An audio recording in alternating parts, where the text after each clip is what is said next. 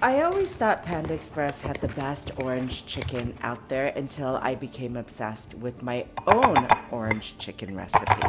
So start off by making the orange sauce, which consists of cornstarch, white vinegar, chicken broth, sesame oil, and low sodium soy sauce. Mix it all together and set aside. Now, I know it says orange chicken, but I actually like to use tangerine instead of orange because it has a sweeter flavor and it's a bit more subtle in taste. You will need a teaspoon of tangerine zest, which is basically from one tangerine, and a third cup of tangerine juice.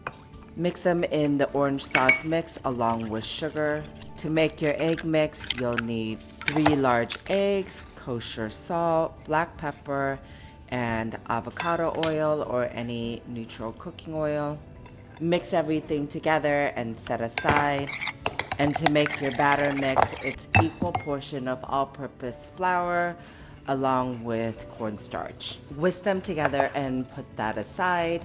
Now cut your chicken breast into 1-inch pieces.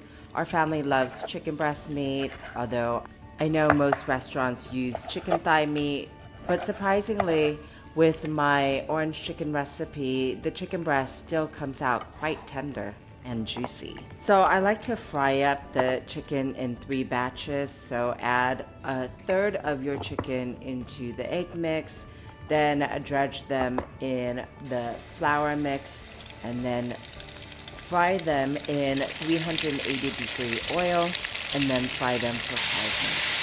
Remove the chicken from the oil and then repeat the process. You're gonna want your chicken to have just a nice light brown color like this. And then in an air fryer, you will fry up half of the fried chicken at 350 degrees for 15 minutes. Make sure to shake the pan a couple times. Prepare your aromatics by chopping up garlic along with ginger.